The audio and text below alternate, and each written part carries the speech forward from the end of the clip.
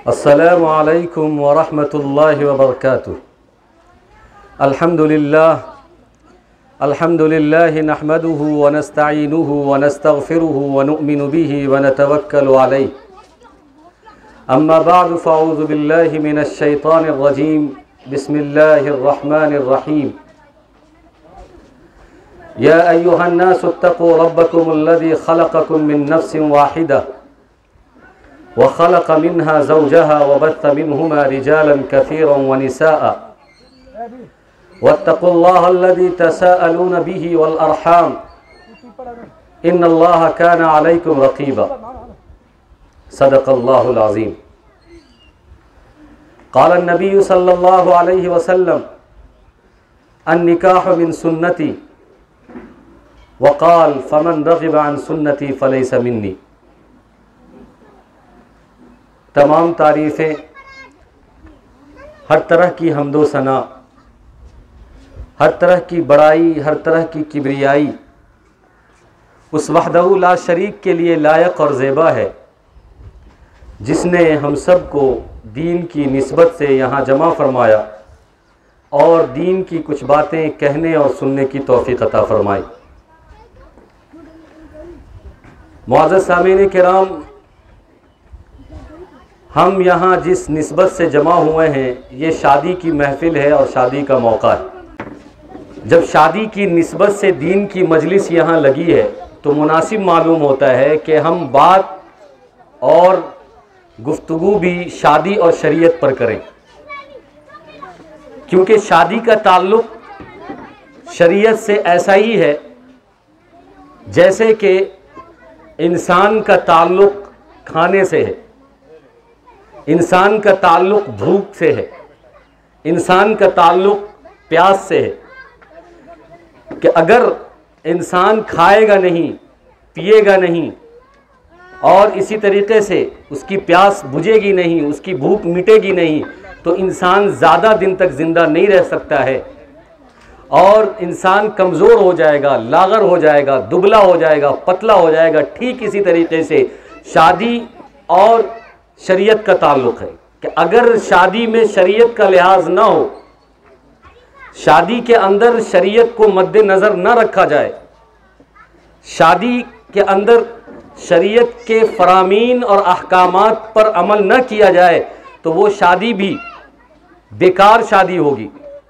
बेबरकत शादी होगी, गैर मुनासिब शादी होगी और उस शादी में बरकत नहीं होगी, रहमत नहीं होगी, फितने ही फितने होंगे, झगड़े ही झगड़े होंगे, फसाद ही फसाद होगा। जैसे आदमी खाएगा नहीं तो दुबला और पतला और नाकाम होगा, मरने के कगार पर होगा, ऐसे ही शादी में अगर शरीयत का ख्याल ना हो तो वो शादी भी नाकाम और खसारे वाली होगी। तो इतना गहरा ताल्लुक़ है शादी और शरीयत का। इसलिए मेरे भाई, शादी के मौके से जो ये दीन की मजलिस लगाई गई है और दीन की मजलिस सजाई गई है, तो शादी और शरीयत पर हम बात कर लेते हैं।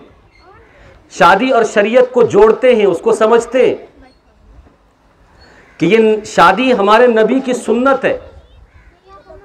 शादी से ईमान की तकमील होती है, निकाह के बाद ईमान की तकमील होती है। हदीस के अंदर आता है निकाह के बाद जिम्मेदारियां बढ़ जाती है, निकाह के बाद रिश्ते वजूद में आते हैं, निकाह के बाद रिश्तेदारियां बढ़ती है। बल्कि आप ये समझें कि दुनिया के सारे रिश्ते, दुनिया के सारे नाते, वो सब शादी और निकाह के बाद वजूद में आता है। माँ बाप का वजूद शादी के बाद है, भाई बहन का वजूद शादी के बाद है, खाला खालू का वजूद शादी के बाद है, मामू और ममानी का वजूद शादी के बाद है, फूफा और फूफी का वजूद शादी के बाद है, बच्चा और बच्चियों और लड़का और लड़की का वजूद शादी के बाद है। शादी ना हो तो न माँ है, न बाप है, न बच्चा है, न बच्ची है, न फूफा है, न खाला है। तो दुनिया के सारे रिश्ते शादी के बाद पैदा होते हैं और इससे वजूद में आते हैं। इसलिए अगर सारे रिश्ते को सुधारना है, सारे रिश्ते को संवारना है, सारे रिश्ते को सजाना है, सारे रिश्ते को बनाना है, सारे रिश्ते को बाकी रखना है, तो फिर शादी को शरीयत से जोड़ना होगा। शादी शरीयत के मुताबिक करनी होगी। शादी में शरीयत का लिहाज रखना होगा। शादी के अंदर अल्लाह के अहकाम और नबी सल्लल्लाहु अलैहि वसल्लम की सुन्नत का ख्याल रखना होगा। इसलिए अल्लाह के नबी सल्लल्लाहु अलैहि वसल्लम ने फरमाया, हर निकाह के खुतबे में हर निकाह करने वाला ये पढ़ता है कि अन निकाह मिन सुन्नती। आपने सुना है ना, अन निकाह मिन सुन्नती। क्या मतलब है इसका, अन निकाह मिन सुन्नती? अन निकाह मिन सुन्नती का क्या मतलब है? यानी अल्लाह के नबी सल्लल्लाहु अलैहि वसल्लम फरमाते हैं कि ये निकाह मेरी सुन्नत है, मेरा तरीका है, मेरा अमल है, मैं इसको पसंद करता हूं, मैंने किया है। अल्लाह के नबी सल्लल्लाहु अलैहि वसल्लम अपनी तरफ इस चीज को मंसूब कर रहे हैं। जो तुम कर रहे हो वो मेरा तरीका अपना रहे हो। तुम जो निकाह कर रहे हो ये तुम कोई पहली बार नहीं कर रहे, या तुम अपनी मनमानी नहीं कर रहे, या ऐसा नहीं कि तुम्हारे दिल में ख्याल आया और तुमको ख्वाब आया और तुमको निकाह करना। नहीं, न तुम्हारे नबी ने इससे पहले किया था इसलिए तुम कर रहे हो। यह नबी की सुन्नत है। निकाह का ताल्लुक नबी से है, निकाह का ताल्लुक नबी की सुन्नत से है। लेकिन आजकल हमारी अक्ल मारी गई है, और अक्ल इतनी मारी गई है कि हम कहते हैं कि नबी की सुन्नत को हम अदा करने जा रहे हैं, ईमान की तकमील करने जा रहे हैं, और रिश्ते को वजूद में लाने जा रहे हैं, एक रिश्ता दूसरे रिश्ते से जोड़ने जा रहे हैं। लेकिन वहां पर हम मनमानी करते हैं, वहां पर सुन्नत का ख्याल नहीं है, नबी के तरीके का ख्याल नहीं है। अल्लाह के नबी सल्लल्लाहु अलैहि वसल्लम ने शादी के लिए, निकाह के लिए जो फरामीन हमें दिया है, जो अहकाम हमें दिया है, उसको हम नजरअंदाज कर देते हैं, भूल जाते हैं, मनमानी पर उतर आए। सिर्फ शादी नाम है सुन्नत अल्लाह के नबी का, बस खाली नाम दे दिया आपने कि ये सुन्नत है, ये अल्लाह के नबी की सुन्नत है, और बाकी जो उसमें काम हो रहा है, ड्रामा हो रहा है, वो सब अपनी मनमानी है।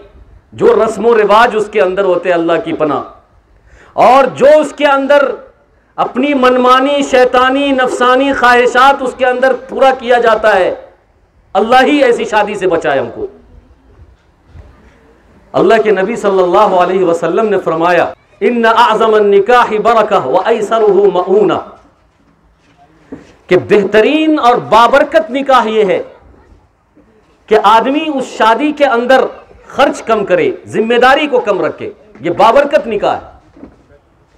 नबी की सुन्नत को नबी के तरीके पर अदा करेंगे तो सुन्नत बाबरकत बनेगी।